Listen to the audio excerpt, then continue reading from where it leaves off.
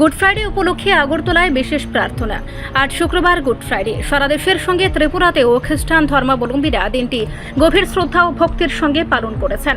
এদিন বিভিন্ন চার্চে বিশেষ প্রার্থনা সভার আয়োজন করা হয়। আগরতলার সুপারি বাগারস্থিত সিটি ব্যাপটিস্ট চার্চে অনুষ্ঠিত প্রার্থনা সভায় বিপুল সংখ্যক মানুষের উপস্থিতি যীশু খ্রিস্টের আত্মত্যাগকে স্মরণ করে। খ্রিস্টান ধর্মমতে গুড ফ্রাইডে দিনটি যিশুর ক্রুশবিদ্ধ হওয়া ও মৃত্যুর স্মৃতিবহ। বিশ্বাস করা হয় মানবজাতির পাপের প্রায়শ্চিত্ত করতে তিনি নিজের জীবন উৎসর্গ করেছিলেন। তাই দিনটি শোক ও আত্মত্যাগের প্রতীক হলেও একে গুড বা শুভ বলা হয়, কারণ খ্রিস্টান ধর্মাবলম্বীরা বিশ্বাস করেন এদিন মানবজাতির প্রতি ঈশ্বরের অসীম ভালোবাসা ও মুক্তির প্রতীক। প্রার্থনা সভায় উপস্থিত ধর্মযাজকরা বলেন, যীশু খ্রিস্টের আত্মত্যাগ পাপ ও মৃত্যুর উপর বিজয়ের সূচনা করেছিল। তাই গুড ফ্রাইডে শুধু শোকের দিন নয়, বরং মানবতার মুক্তির বার্তা গ্রহণ করে। এই উপলক্ষে চার্চে বাইবেল পাঠ, স্তব গান এবং নীরব প্রার্থনার মাধ্যমে ভক্তরা নিজেদের অন্তরে শান্তি ও ভক্তি প্রকাশ করেন। মিডিয়াদেরকে আমাদের আগরতলা সিটি বাপটিস্ট চার্চে আমরা আজকে গুড ফ্রাইডে অবজার্ভ করছি।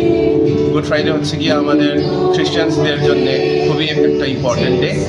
আজকের দিনে যিশু সেই যে উদ্দেশ্য নিয়ে যে জন্মিয়েছিলেন সেটা আজকে পূরণ হয়, সেটা হচ্ছে গিয়ে গুড ফ্রাইডে।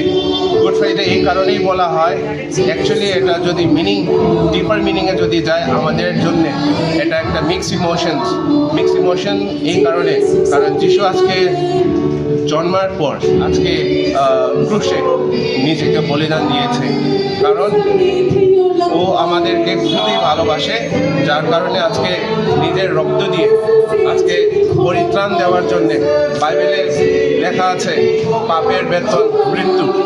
সেই পাপ থেকে, সেই মৃত্যু থেকে আমাদেরকে বাঁচার জন্যে যিশু জন্মিয়েছিলেন, আর আজকে সেটা ফুলফিল হয়েছে by giving himself on the cross. এটার পর on the third day coming Sunday হচ্ছে গিয়ে ইস্টার সানডে, যেটাও খ্রিস্টানদের জন্য মোস্ট ইম্পর্টেন্ট ডে, কারণ গুড ফ্রাইডে আর ইস্টার সানডে যদি না হয় ক্রিসমাসের মিনিং থাকবে না। যার কারণে খ্রিস্টানদের জন্য আজকে গুড ফ্রাইডে এবং Easter Sunday is a very important day. Thank you. Report সংবাদ প্রতীক্ষা।